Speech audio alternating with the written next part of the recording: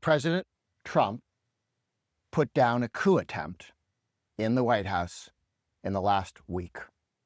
For 27 days, plotters were out there trying to undermine the president and destroy his presidency.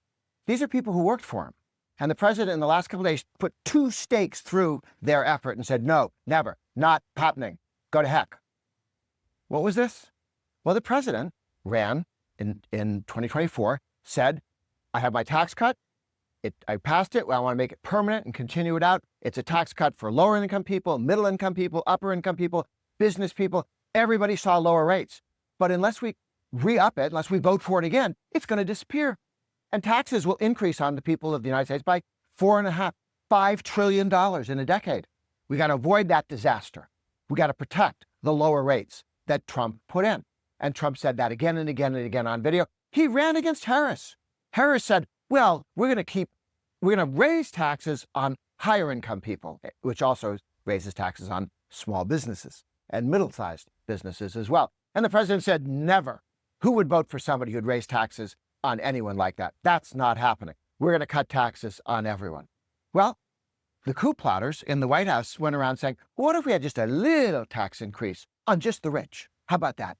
They desperately wanted a tax increase on somebody. How about just on the rich? Let's remember what a bad idea this is. First of all, George Herbert Walker Bush and the president, in talking to the coup plotters and saying, you do not get to trick me into destroying my presidency, because people just like you destroyed George Herbert Walker Bush's presidency when he ran, said, I'm never going to raise tax rates.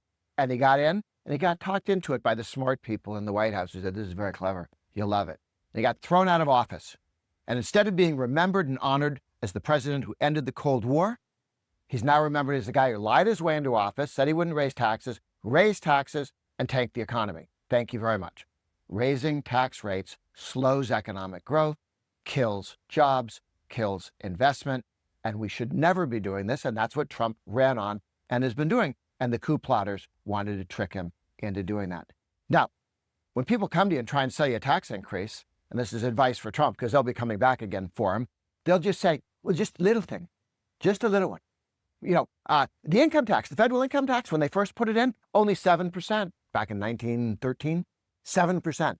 Now, 7% would be a lovely number. It's lower than the lowest income person in America pays now. But that was on rich people who made more than $11 million, okay? Trickle-down taxation. The left puts in a tax, only rich people, and then over time, everyone ends up paying it. There was a tax put in to pay for the Spanish-American War, okay?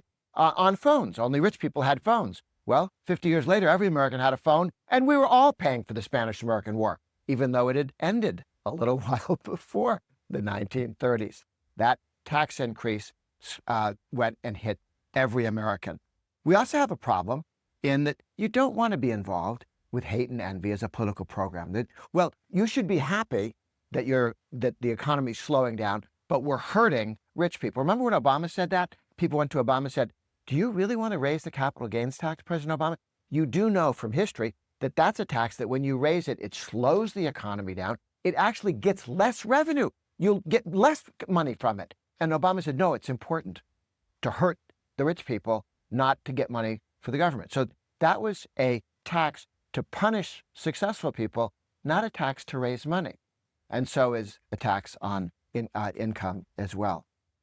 The other thing to keep in mind is the states, the 50 states, are all moving towards a flat rate. It's amazing. 8 states are already at a flat rate. It's 0.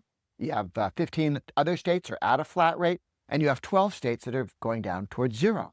We're moving many of the states are moving themselves, state by state, to go to a single rate tax, which people understand means the rich pay the same percentage as everybody else, and nobody cheats. Everybody feels comfortable. They know what they're paying.